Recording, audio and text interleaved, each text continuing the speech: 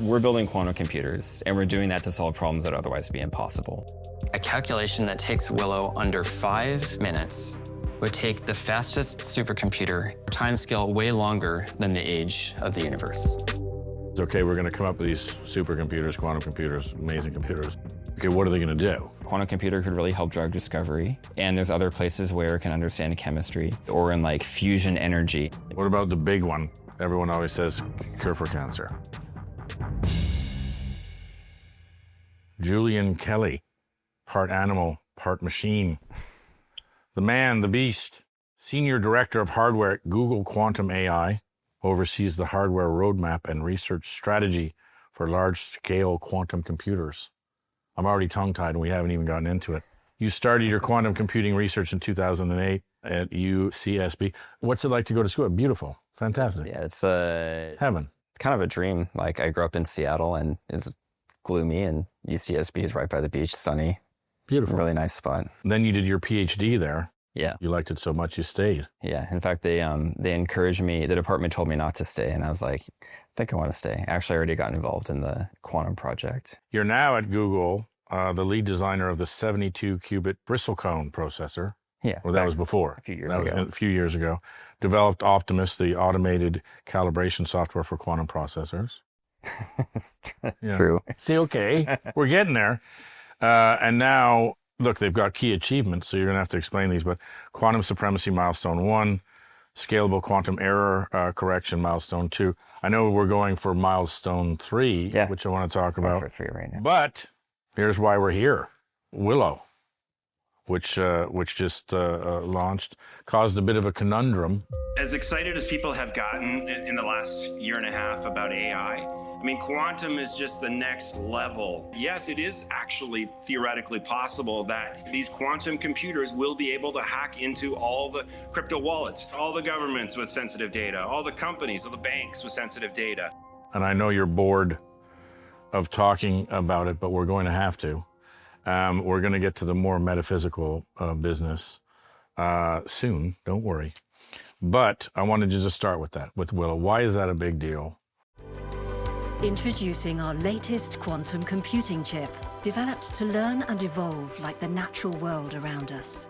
Willow, from Google Quantum AI. So Willow's our new quantum chip, and we're able to show 2 really important achievements at the same time. So one was we were able to do a benchmark computation on Willow in a couple of minutes. That would have taken the world's largest and fastest supercomputer 10 to the 25 years, which is way, way, way longer than the age of the universe. I love this. This is the whole promise of quantum computing. Yeah, and in fact, we do quantum computing to solve problems that are otherwise impossible for a classical computer. And so one of the things we like to do when we're solving a problem is compare it to a classical computer, which is in some sense like that's the competition, right? Yeah. It's like you want to make a new computer, you got to beat the old computer, right? And this particular problem is a benchmark problem, so you could call it a useless problem. If you we know the answer. It's not that we know the answer, but the answer is not useful. We don't have like a reason to do it, other than it tells us of like how good are the quantum computers that we're making. And it shows that we can solve problems that are impossible for a classical supercomputer, right? It's like way longer the age of the universe. You're never gonna do that, right? No, so that's what I read. What I read is there was some problem that is solved in 5 minutes that would take a classical computer longer than the age of the universe. That's right. Yeah. That's right. And so before this particular, and this is actually something that we had done, you kind of touched on it earlier in 2019, that kicked off this race between like quantum computers and classical supercomputers, right? Right. Where at that time we had done it with our previous generation chip called Sycamore. And at that time, that benchmark computation we could do in a few minutes. It would take a supercomputer with the best methods 10,000 years, right? Wow. And that was amazing. This achievement is known as quantum supremacy. We have to call it kind of beyond classical computing these days. And it set off a bit of this race, like the classical computing community got enticed. And we had done a bunch of red teaming on our end to show that this result was real. But over like a number of years, they kind of chipped away at it. And they were eventually able to reproduce a computation in a few minutes.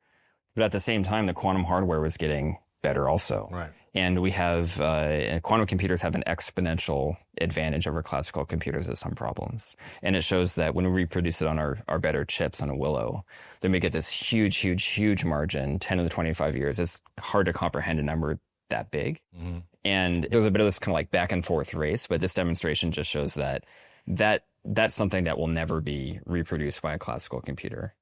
Didn't Willow have double the qubits of the previous iteration? Yeah, it's about double. Double. And then also importantly, the intrinsic quality of those qubits was about twice as good as well. So we're going to get into qubits versus bits, but I want to start with the macro. This is quite an interesting time for quantum, maybe the most interesting time. It started 100 years ago. I believe it's the anniversary. Yeah, so in the physics community, we're celebrating the 100th anniversary of quantum mechanics, which is funny because in a lot of ways, quantum mechanics is quite old, right? Yeah. It's a 100-year-old theory, but like the technology that we're building right now is very cutting edge in the way that it uses quantum mechanics to solve problems in a novel way. I'm going to skip all the way to the philosophical. See, we're going to have to come back to them now. You've said, and I quote, the best tested theory in physics is the quantum computer. Yeah, people understand like quantum mechanics to basically be the best tested theory in physics. Yeah, so explain that. It's been used for, 100 years or so to predict very precisely like the underlying phenomena, like how the universe actually works. Like, what are how do atoms behave under certain conditions, and like what colors of light do they emit, and all these types of things it's been used for. And now we're basically putting that to the test in a new way to build a quantum computer, which is like, instead of kind of maybe observing it in some ways, we're trying to like harness it as the workhorse to solve new problems for us. Now, so let's go back to the quantum physics and or mechanics. Yeah. 100 years old. What exactly was it 100 years ago? What was the founding or the quantification or whatever? Yeah, so around 100 years ago, physicists, before quantum physics, we had so-called classical physics. And physicists were discovering that there were kind of cracks in the theory. There were certain things they couldn't explain. Yeah. And so people usually attribute it to like the photoelectric effect 100 years ago. Some physicists observed that there was sort of quantized behaviors in the experimental data that they were seeing, which was very curious. From a lot of the kind of classical laws of physics wouldn't show that. And so it got them thinking, what could this be? And it turns out that, again, a kind of foundational property of quantum mechanics is that there are certain things that are quantized. And in fact, when we make a qubit called a quantum bit, we actually kind of pick there's two like states or quanta that we, build a qubit out of to kind of harness that as like one of the foundational properties. Explain what a qubit is. See, we got there. See, there's a method to the madness. Explain what a qubit is versus a bit. Yeah. So, we're building quantum computers, and we're doing that to solve problems that would otherwise be impossible. And that's impossible for classical computers. Mm-hmm. And so the way classical computers work is they work in binary, like zeros and ones. You can think that's like a light switch, it's on or it's off. And they process that information. Quantum computer works differently. It's built on something called quantum bits or qubits. And qubits, they can be in 1 and 0 at the same time. It's called a superposition. And as you add more qubits, they can exhibit something called quantum entanglement. And that allows them to basically scale exponentially and process an amazing amount of, process and manipulate an amazing amount of information at the same time. Quantum computing. It is an emerging field that aims to use the weird properties of quantum particles to make computers that have vastly more processing power than computers have today. And that could help us solve all kinds of difficult problems. Now, I have a quote, and I'm going to have to look for it here, which is that qubits, you want to get into the poetry and metaphysics of quantum mechanics, qubits speak the natural language of the universe. Right. Maybe you said that. Maybe I quoted you. I have it in quotes. I'm quoting somebody. I don't. Yeah, it's a good question. I don't know if I'm the first person to say that. I definitely have said that. There you go. Yeah, and the way to think about it is like the way the most fundamental laws of the universe are based on quantum physics. Right. And classical computers, they can make some like progress in understanding and explaining quantum physics, but fundamentally they're not a good match for it. And like one way that you can think about that is that like if you have one qubit, there's sort of like two numbers that it's working with. It's working because it can be 0 and 1 at the same time. So it's like, how much is it 0 and how much is it 1? And if you have two qubits, there's now 4 numbers that it's working with. How much is it in 0, 0? Like for a classical system, you'd have 2 bits and you'd have 4 options. It's 0, 0, 0, 1, 1, 0, 1, 1, right? Where a quantum computer can be in all of those at the same time. So it's a little bit 0, 0, a little bit 0, 1, a little bit 1, 0, a little bit 1, 1. And then every time you add another qubit, it doubles, right? And so very quickly you get to like an absolutely unbelievable amount of information that it can kind of store and then manipulate. But why is that more of a natural language of the universe than bits? So if you were to like, and again, this is how everything works in the world. And like, so if you're to try and use like a classical computer to describe what's happening, very quickly you're going to run out of space. Like if you're trying to like say, write it down by hand, right? Of like how much it's, you start with 2 states, then 4, then 8, 16, 32. It grows exponentially. And at some point, a classical computer just can't write down the amount of information in order to describe what is happening in the physical world. So like, and a kind of amazing fact is that if you said, I'm going to make the biggest classical computer to store as much information as I possibly ever could, right? You could say, I'm going to take every single atom in the entire universe and I'm going to store like 1 bit of information with it, right? That's a lot of information, right? Yeah. But if you had a 300 qubit quantum computer, you'd have 2 to the power 300 numbers that you can store and manipulate. And that's more than the number of atoms in the entire physical universe, right? And that's like the power of that kind of exponential scaling. And this is like fundamentally how they work. Like, so you're not trying to write it down and kind of go through the calculations and like store it in memory, but like you're storing it in hardware, which is the quantum computer. And it is like storing and manipulating that huge amount of information. Yeah. And that's in the way that like it is physically expressing how information in the real world gets manipulated. And that way it's kind of speaking the natural language. That's interesting. I saw an animation or just like an example of how it worked, and it was bits or 1 and 0, 1, 0. This is how they're layered in the layer of chips, and then the visualization of the quantum chip is just sort of like an atom sort of spinning, like, and all of this stuff is happening simultaneously. Yeah. So it's fundamentally different than classical computing. Yeah, and I think like one of the things that's been so interesting about like being in this field for a while is like when you think about what a computer is, you kind of have to unlearn that a little bit to understand that there's a computer and then there's a classical computer and then there's a quantum computer. Yeah. And like the thing is we're so used to classical computers because everything works that way. Yeah. So like, your phone or your desktop supercomputer, like AI works the same as like an abacus or a punch card machine from like a computer science perspective, right? Or a quantum computer just fundamentally works in a different way and processes information in a different way. Yeah. And that allows it to solve problems that, would otherwise be impossible with that technology. Like classical computers are amazing. They can solve many things, but there are some like blind spots that they have. Yeah. Right. And so a quantum computer is not something that would replace classical computing. It would complement what we already have, but then it'd be able to solve those problems that just can't be done any other way. But I don't want to get into sort of, what is a functioning quantum computer, but once quantum becomes like, let's say we're in the, tape era or the, I'm hacking into the mainframe, right. And it's tapes and cards and stuff of computing, right?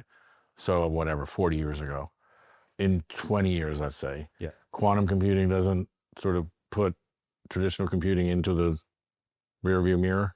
No. We don't expect it to, like, because traditional classical computers are very good at certain tasks. Right. It's just that some tasks they're just totally unsuited for. Okay. So some of these can be there's kind of different classes. One class is like problems that really express quantum mechanics very strongly.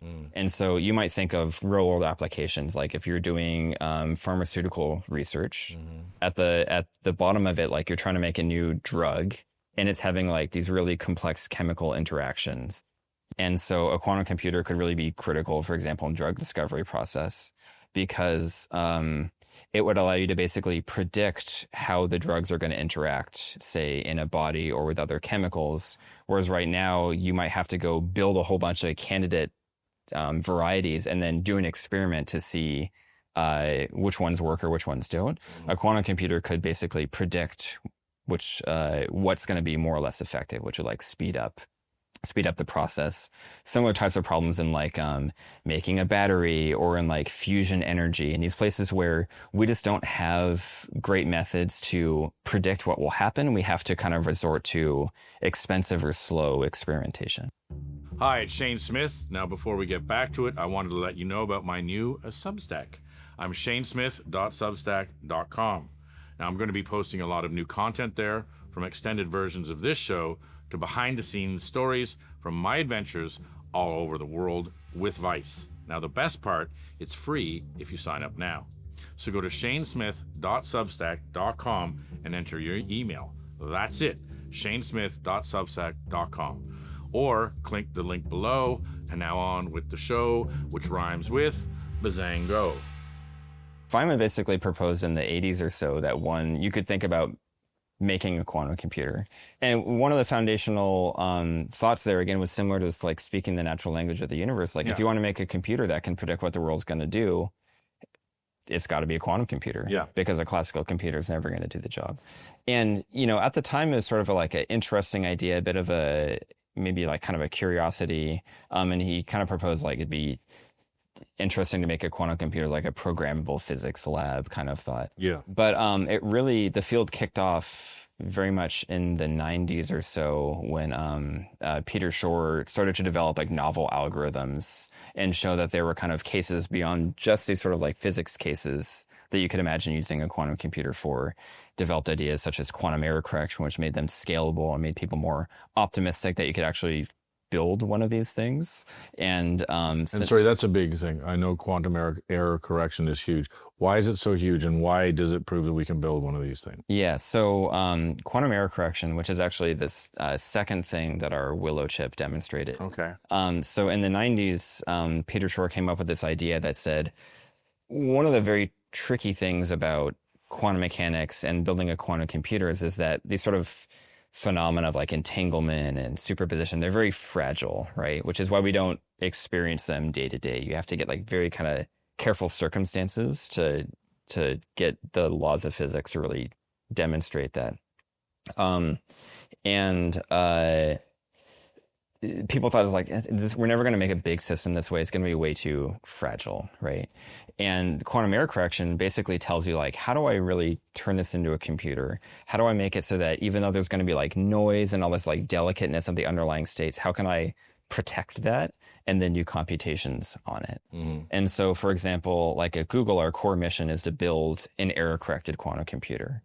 And we've chosen that because that's kind of how you turn it into like a real, like firm computing technology, right? There's all this like crazy physics that's happening under the hood, but it kind of puts this nice layer on top. It's like, oh, now I can treat it as if it's a computer and not have to worry about some of the more like bespoke or makes it sort of more harnessable. Yeah, exactly. It makes it much easier to like talk to and work with versus something that, might feel a little bit more like a physics experiment in some sense or like a prototype. Error correction allows you to also build these very large scale machines, which you have to make quantum computers pretty big to get to problem sizes that are far beyond what classical computers can do. Big spatially. Yeah, like big in number of qubits. Yeah, not huge spatially. Isn't there a massive deal with sort of keeping them cool or cold or cooling them down? This is a great question. And like there are different ways to build a quantum computer. There's different like kind of physical systems you might try and harness to build qubits out of. And usually that comes down to like, how do I take quantum mechanics and kind of protect it from its environment, but at the same time allow me to manipulate it? So for example, at Google, we make things that are called superconducting qubits. And these are basically chips that we build, but we cool them down to very, very low temperatures, like 0.01 degrees above absolute zero, which is the coldest temperature that you can have in physics. So part of that is like the things you build around like your quantum system that you're trying to keep very pristine and like noiseless. You have to go through some effort to do that. I saw recently a picture of one and was talking about the mechanics you need to cool it down, and it's not trivial. Yeah, it's interesting. It's one of these things where so we use something called a dilution refrigerator to get to temperatures this cold.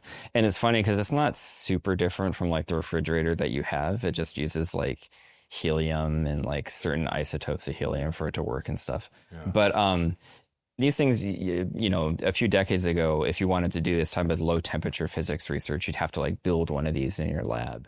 And actually now you can just go out and buy them. And there's a whole collection of different vendors that'll sell you a dilution refrigerator. Where do you buy them? there's a community of companies that will sell them to you. That's a setup for the next question, which is, you know, I think from the beginning, we actually did a documentary, I want to say 5 years ago on quantum. And essentially, NORAD had one and the Chinese had one, you know, basically developing them anyway. And now Google's come out like the lead horse. But it was kind of, at that time, NORAD China, it was, you know, kind of like the quantum race or, you know, kind of pitched that way. And now, I guess, you know, you look on the stock market today, there's 5 or 6 quantum companies out there, Qubit, QS, you know, Rigetti, you know, all these different, you know, quantum, which I mean, obviously are in their early days, nowhere near you guys, but it's become more of a thing than just NORAD in China. What's the state of sort of quantum now that you can buy the cooling systems from companies now rather than build your own in the lab, et cetera? Yeah, so I mean, the quantum computers we have today are kind of at the prototype level. Like honestly, nothing that anyone has today you would really say is like a useful quantum computer that's solving novel problems.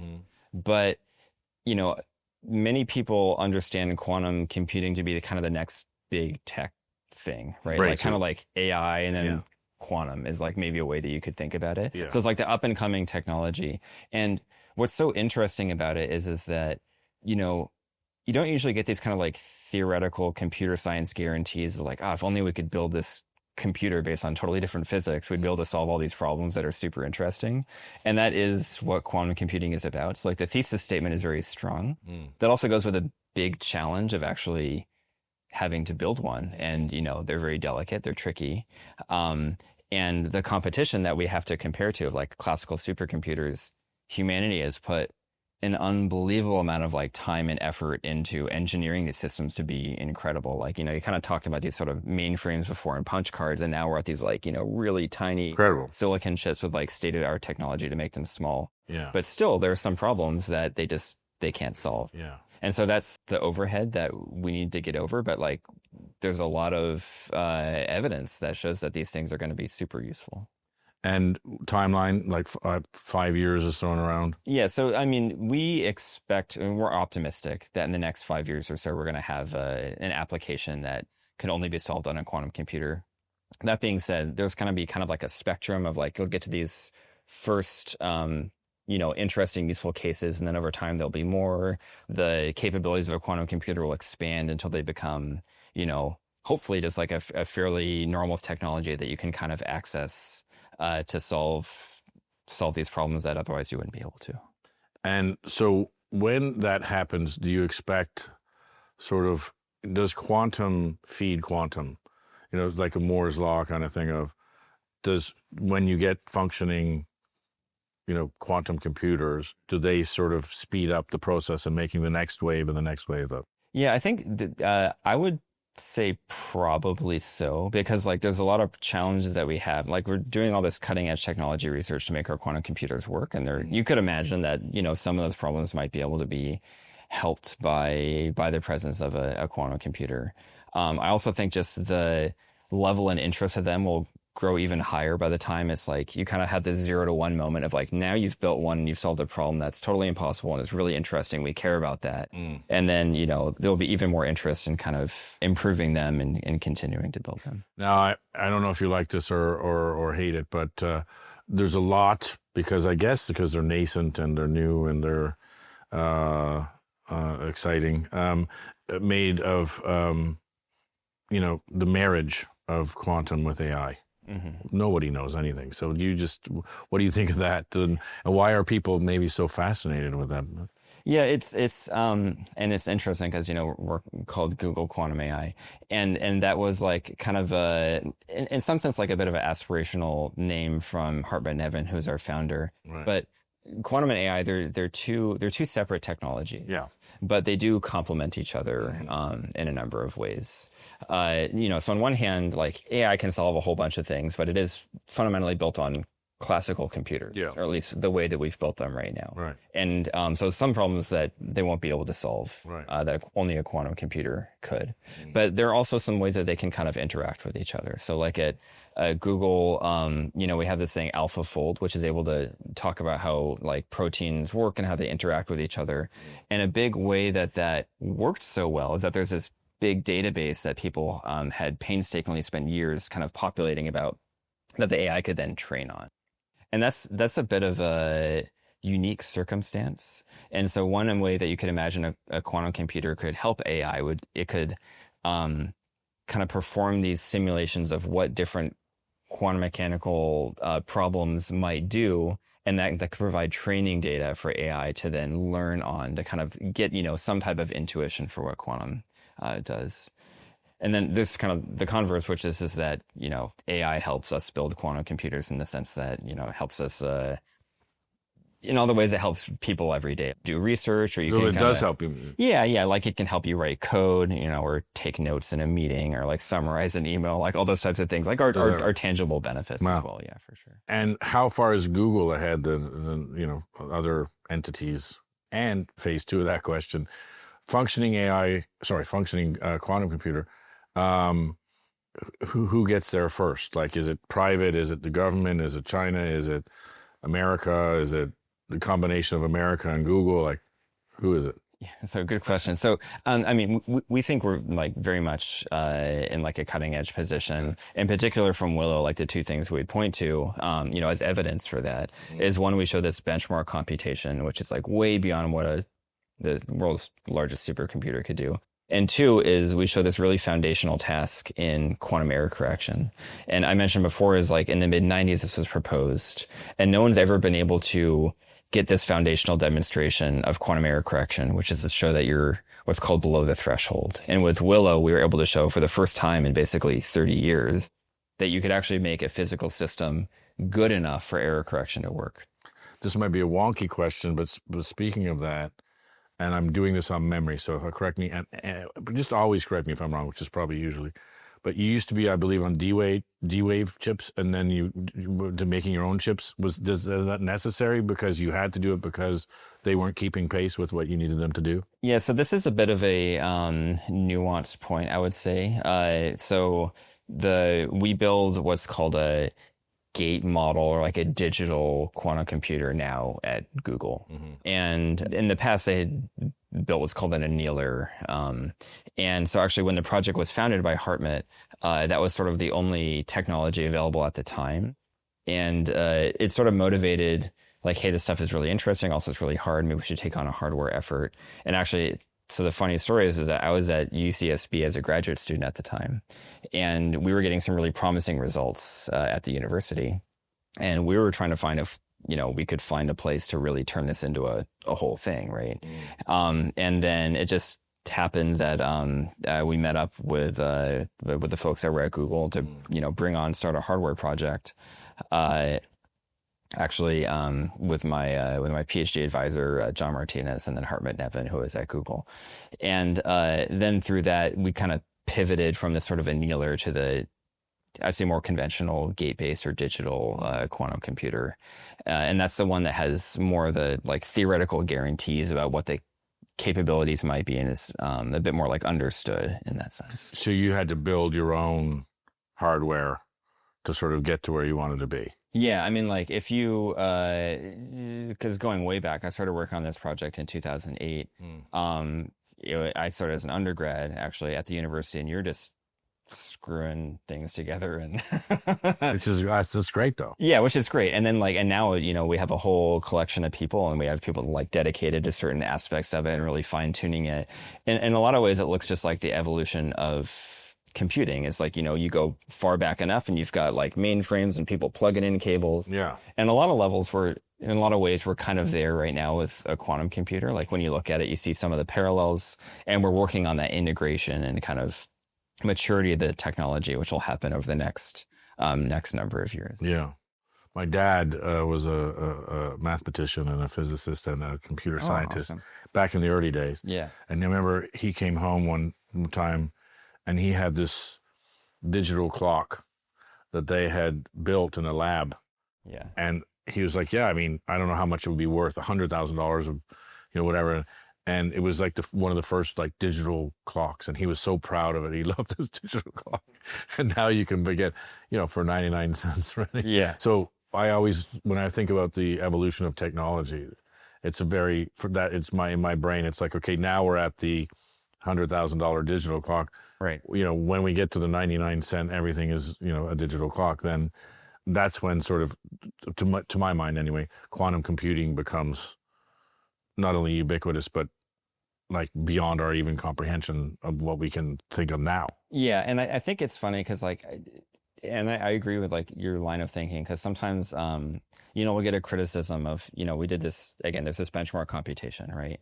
And you say, okay, it's a useless computation. Say, well, when are you going to do something useful? And you're like, okay, well, take some perspective that before we could do that, someone could walk up to, people in the community and be like, wow, you're spending all this time building a quantum computer. It's existed as an idea for a long time.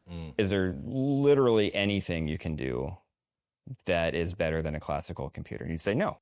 So like, okay, well, where are you at? So then you have this thing, and then people will say, okay, but it's not useful or that interesting. And then, then we demonstrate that, and you're like, okay, that's kind of interesting, but you're not solving a problem that generates revenue. And they're like, okay, now you're solving a problem that generates revenue. What's your year-over-year growth? That's exactly right. And I took that because when you said we were just kids in a lab screwing it together, but at some point you need a big influx of capital to make these things a reality. You can't do it, I was assuming, in a lab in a college. Yeah, it's a whole thing. And it's interesting because in some sense, I would say myself and a number of people in the community are convinced that technically you can make these for sure. There's no, and it's funny because a few decades ago, if you talk to someone about building a quantum computer, they'd be like, the things, I don't know, it sounds hard. I bet that thing's never going to work. Or I bet you're going to discover new physics that shows it's actually impossible to build these things. And now people understand it as more of okay, you can definitely build these things. When are they going to happen? In a lot of ways, the biggest risk is does humanity just have the patience to make sure this technology makes it over the hump and that we demonstrate the value in it? Because again, we have a lot of theoretical reasons to understand that these things are going to be really useful. So now you're going to have to correct me again if I'm wrong, but Willow chip made a lot of noise. And I know in the scientific community, noise is not necessarily a good thing, but it made a lot of noise because now, again, you know a lot more about this than me. There was this sort of knock-on effect of there could be multiple universes, timelines, multiverses, etc. And then there was a response to that, and a lot of people pointing fingers and saying, "No, yes, right. No, yes, no." Which, by the way, I love because you're like, I don't know what's going on, but it's amazing, and just opening up, I guess, people's minds to the fact, okay, so this isn't a Marvel movie, this is the sort of peak tech, if you will.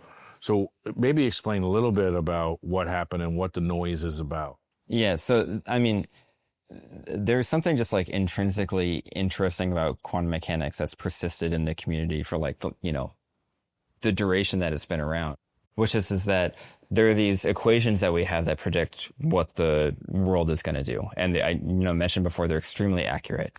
But then there's a bit of, there's different ways that you can interpret these equations. And what's interesting is we don't have a testable hypothesis to say which interpretation is the correct interpretation. And so one interpretation is called the Copenhagen interpretation, is like one that's typically taught in schools. The other one is called the many worlds interpretation. Right. And this is where the sort of like multiple universes idea comes from. And the thing is that we don't have a way to say which one is right and which one is wrong. We kind of, maybe people have their... Will their quantum feelings. Computers figure that out once and for all, or do we know? That is a super interesting kind of cutting edge question, but I don't know of a way to frame a hypothesis. And like, I'm a, experimentalist. And so I'm very much trying to do things in the lab and like get physical evidence for things. And honestly, because there's no like testable hypotheses between these interpretations, I don't spend too much time kind of laying awake at night. But some people do, and there's like kind of like a philosophical implications to that, or you might like find that to be like an interesting problem. Mm-hmm. And maybe one day we'll actually have some way of telling the difference. But for now, there's this like interesting ambiguity where you can't really conclusively say one is right and one is wrong. Now, this is going to be long-winded, but I want to know if quantum is having... or let's say the advent of these, error-correcting quantum computers, if they are having the same effect on physics, or at least quantum mechanics, that sort of physics is undergoing now. Because, for example, recently, they're looking at the sort of planets and saying, wait a second, the math is wrong. What math? Oh, physics. Yeah. And there's too much gravity. And so therefore... we have to redo the math. Right. But we can't see it, we can't feel it, but it has to be there. There has to be dark matter there. Yeah. There has to be dark energy. There has to be WIMPs, all weakly interacting molecular particles, or... I actually don't know. I know the acronym, but I don't know what's behind it. WIMPs. We'll just say WIMPs. We're trying to find the fifth element, all these things. So this is changing. So the math changing, the givens, if you will. Yeah. Is that happening in quantum? Does the dark energy thing affect quantum? Like how is that sort of going on in physics? Yeah, so we think about this a lot, and I think it is happening that like building quantum computers is pushing the boundaries of physics in a lot of ways. And like, so for example, we have a number of publications where we like study certain physics problems on quantum computers that are not yet beyond what you could technically do with a supercomputer, but because we're doing this development, we're starting to see the early signs of that. And so we find these little discoveries, and we've got publications on them. We call them discoverinos. Discoverinos? Discoverinos, yeah. And these are like things that like we happen to discover through like use of a quantum computer. And like there have been legitimate discoveries of like, oh, we didn't actually know that happens in that certain configuration of physics or in that limit of that kind of system. Yeah, sorry to interrupt, but you say these computers are basically physics labs. Yeah, exactly. Yeah, and the thing is that no one has been able to have a controllable quantum system that is this big and this powerful. And, pretty soon we'll be like well beyond, for a variety of limits, what a classical supercomputer could predict also. So the only way you could address some of these problems is through the use of a quantum computer. So I think it's absolutely going in that direction. So not only is it pushing the boundaries of physics, but we're also trying to solve like very practical problems at the same time. And, like, again, I mentioned like drug discovery or an AI or an optimization, these other things. It's like, it's really the full spectrum. Like, I remember when Google was doing this, but mapping the genome was a big deal, and it just took up so much computational power. And now we can do it, obviously. But things like that, like genetics and, remapping the genome and all these different things. Yeah. Would it be better or worse than a sort of classical computer? I mean, I think, there's certain problems that we know. Like, maybe I'll give you kind of another example of them. So fertilizer is something that actually humanity spends a large amount of energy on. It turns out like a few percent of the world's effort goes into like, let's make fertilizer so we can grow our crop. Yeah. Right. And that we use something called like the Haber-Bosch process, which was invented quite a while ago. And it's this very like kind of heavy industrial, like big temperature, big pressure process, which is very kind of brute force in a lot of ways. Although, it looks very cutting edge compared to what we did before, which is we used to go out and like send ships into the Pacific and like ship guano, like bird poop off of islands and Yeah. stuff to get fertilizer. Sure. But the funny thing is that like if you go like talk to someone who likes to farm, like one of the things you do is like crop rotation, because there's this bacteria that lives in the soil that can do this problem of creating fertilizers called nitrogen fixation, just sitting there like standard pressures and like, no big fancy equipment, but we don't know how that works, right? But if you had a quantum computer, you could be like, hey, actually, what chemical process are you using very specifically to do that? Could we harness it to, kind of replace this Haber-Bosch process and make that thing look archaic and have something way better? So it's just like another example of like, if we could just crack, the code of exactly what's happening quantum mechanically there, we could just have an entirely new technology that would just be fundamentally. What about the big one? Everyone always says cure for cancer. I mean, potentially. Again, like it can, we talked about it, quantum computer could really help drug discovery, right? And there's other places where it can understand chemistry. So, I'm not the kind of person that would just say like quantum computers are going to cure cancer, because I think it's overblown. But like, there are like some legitimate things we can point to that we think it could be helpful. No, I just mean the chemical, because cancer is interesting because your body can cure cancer like that and flush it right out, but it chemically cloaks so you can't see that it's there. Right. And they found that out by injecting people with diseases, and then the disease uncloaks the cancer, and then it whops it out. So I was just thinking, if you could feed that into a quantum computer, then the chemical processes, then it speeds it up, kind of thing. Yeah, I mean, like we would have just another really capable tool to give us a deeper understanding of how these things actually work. And that could really be beneficial. Yeah, because I think that's the extrapolation is, okay, we're going to come up with these supercomputers, quantum computers, amazing computers. And you brought this up, like, okay, what are they going to do? Yeah. And I think people, because everyone has touched someone with, let's say, Alzheimer's or cancer or something, is like, can they work on these types of problems, which are, seemingly insurmountable problems today? I'll just keep on going here, but I'm going to go back to the micro. Oh, here's one. Are the quantum experiments, see, I've written this down, are the quantum experiments Google is doing today telling us something new about the nature of our universe and the underlying physics?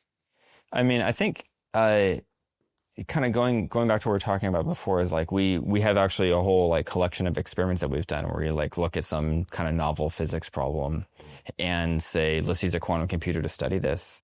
And, we have made some like legitimate scientific discoveries in that process. And, we touched on this a little bit before, but like quantum mechanics, many people view it as weird or strange, and like there's a lot of like famous don't quotes. Understand it, and in some sense, like one of the strictest tests you could have of quantum mechanics is to build a really big quantum computer, because you're saying like, I'm going to really extrapolate quantum mechanics into this regime where I can control it and manipulate it in all these new and novel ways. And you could frame that as like one of the strictest tests of quantum mechanics that we could do. Like a proof. Yeah, because we're like pushing it into some entirely new limit and saying, does it really behave the way that we want it to? And, we have a lot of evidence so far that it does in a kind of amazing way. So for example, going back to this, it's like quantum supremacy experiment, or like beyondclassical experiment. There was a lot of, I told you earlier that like if you had a 300 qubit system, you would be able to kind of store and process more numbers than there are atoms in the universe, which is insane, right? And so back at, when we first did this in 2019, we had a 50 qubit system, which is, 2 to the 50 numbers that we're like storing and manipulating all at the same time. And, there are even like papers that people have put out there being like skeptical that you could ever get something like that to work. You're like, oh, it's way too complicated. Quantum mechanics is going to fall apart, or something crazy is going to happen. And we run this thing and it behaves exactly how you would expect it, which is kind of incredible. And now it's north of 80. Yeah, like over 100, and people are kind of working with like hundreds of qubits these days. And a really interesting thing about that is, so like when we ran this experiment in 2019, so what naturally happens is that you can kind of predict what's going to happen. And then at some point you cross a threshold where no longer can you predict what's going to happen because you don't have a classical computer to make a prediction, right? And so you're in this unverifiable regime. And so at the time we like put out all these numbers out there and we said like, hey, here's all of our unverifiable numbers. We think if you ever got a better classical computer, come up with a better algorithm, you'd be able to check that. And like in this time between 2019 with Sycamore and our new chip Willow, people actually, they did that. They came up with better classical methods. They kind of pushed the cutting edge, and then they were able to simulate that the numbers we put out there were legit. Right. And then, of course, now we have this new set of numbers, which is way, way, way farther beyond. Now, is that benchmark 3? This is a task with sort of a redo of what we call our milestone 1. Right now, what we're working towards, we have a roadmap towards making a large scale useful quantum computer. Right. And our next milestone that we're working on, what we call milestone 3, is building a very good error corrected, what's called a logical qubit. Milestone 3. Yeah. And this is a very like kind of foundational piece of a scalable error corrected quantum computer, which is the key technology to make something very big and capable of solving. And when's the ETA for that? Soon. Like when? In the next couple of years, yeah. Not that far. Yeah. Here's a good question. This is from Taylor Wilson. What's the first real-world problem quantum computing will solve? I mean, I think there is a good chance it's in something like chemistry or physics. Yeah. Just because those are so well matched to like the natural capabilities of the quantum computer. Yeah. And so I think what you'll likely see is that, it will be used, initially like right when it starts to get useful, it'll be like right on the boundary of what you could do with a classical supercomputer, right? And so most likely it would be pretty close to the metal, and you'll be solving problems that are like very, very clear in the case of like quantum mechanics or in chemistry or something like that. What is Q day? See, I went, instead of going little funny things to the bit macro, we started macro to the micro, and now you see we're laughing at it. That's a good reaction. Q day. Yeah, you tell me. Well, Q day, if I have it correctly, is when quantum. So I to go back to Marxism, as all things do, the synthesis of communism is, one thing. Well, actually, ironically, the synthesis of communism and the synthesis of capitalism are remarkably similar. But anyway, the synthesis of AI, if you can correct me if I'm wrong, is all human endeavor done by AI or done by machines. Q day would be when you have a functioning quantum computer that theoretically leads to no encryption and can solve all the problems of classical computers, et cetera, et cetera. So it's a theoretical sort of a judgment day, like in a Terminator movie or something. Mm-hmm. So one of the original kind of applications back in the 90s that Peter Shor found that a quantum computer could do is an encryption. Mm-hmm. This is something that has been known for a while, like we're 30 years or so at this point. And so one of the things that's happening around the world is, people are preparing for quantum computers by moving to like post-quantum cryptography protocol. Or pre. So I was talking to someone in defense, and they're like, we still have analog missile technology that we keep, but so that people can't hack it, or, like literally switches. Right. I mean, old. Right. Yeah. That would also work. And so basically there's like been a big push of like quantum computers will come. We want to make sure that all the encryption protocols are ready for them. And, for example, we support NIST, the government organization, and helping to define these post-quantum cryptography protocols. We've kind of published papers to say where the state of the art is so that everyone knows. That's important to note. Quantum is open technology, right? Quote unquote. Like people share it and.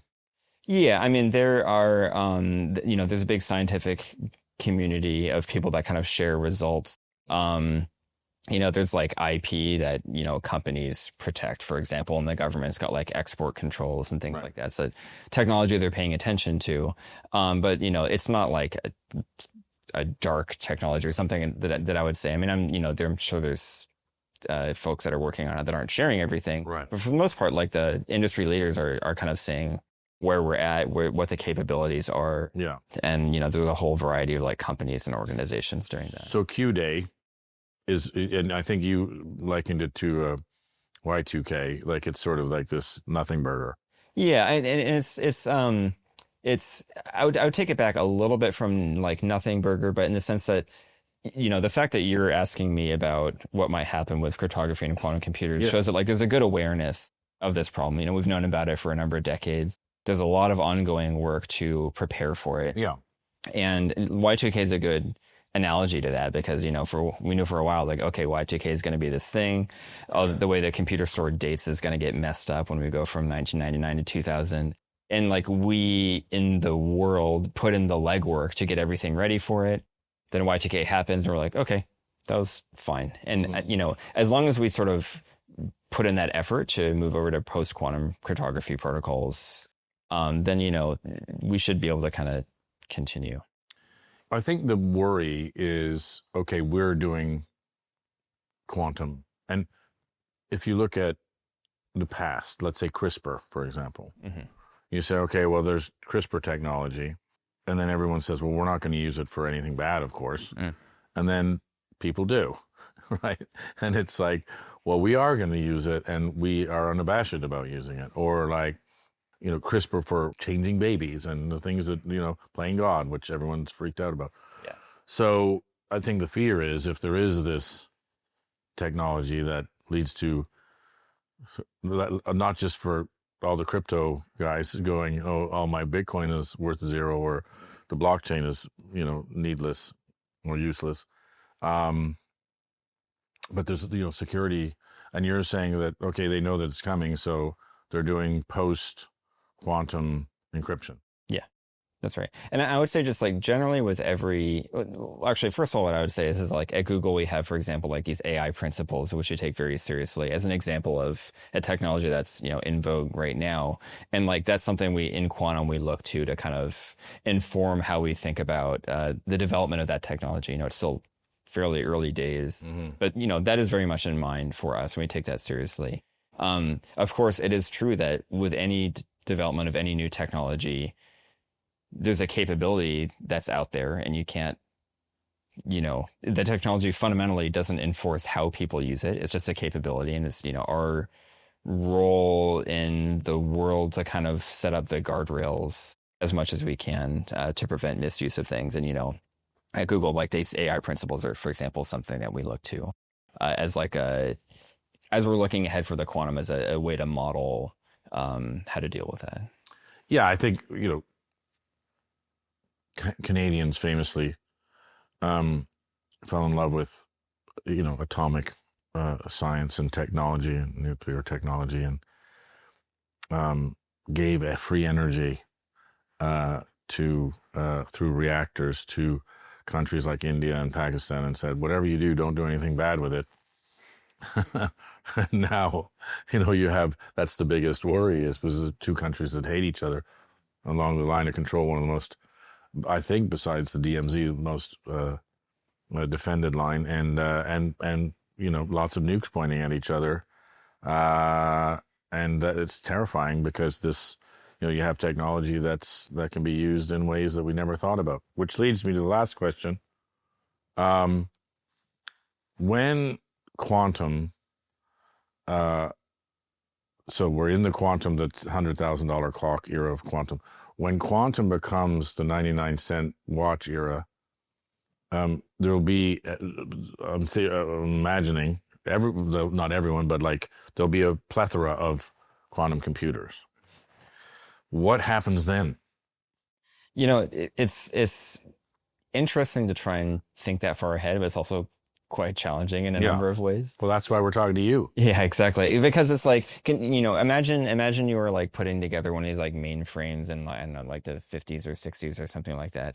Like you could never imagine cell phones or like social media or like the current AI things that we have these days. And, there's some like famous quote, I believe is from someone at IBM saying that, we think that the world has the appetite for, I don't know, maybe 5 computers, right? Yeah. And, that's clearly, it just shows how hard it is to kind of predict these things. Mm-hmm. So, we get questions like, to do we think that people are going to have their own quantum computers, or like how are consumers going to interact with it? And we don't really have any reason right now to say that that would be true. But at the same time, looking at the evolution of conventional computing technology, I think it'd be a bit naive to say that that's totally off the table. It's just hard to imagine from the like capabilities and the use cases that we're aware of today. I'm looking for, I said that's my last question. That was pretty fucking good, I've got to say. So I think we're going to end there. I have some other things, but I think we got it all. You're a maniac. And that was just great. So I'm going to say, look, that's not say goodbye, because if there's any big things that happen in quantum computing, we want you to come back and tell us what the hell it all means. Julian Kelly, the man, the machine, thank you so much for coming Thank you so much. and explaining maybe one of the hardest things to explain in the world, and you did a great job, so thank you so much. Thank you. It's been a lot of fun. All right, Really bud. appreciate it. Thanks. Good? Well, that was great.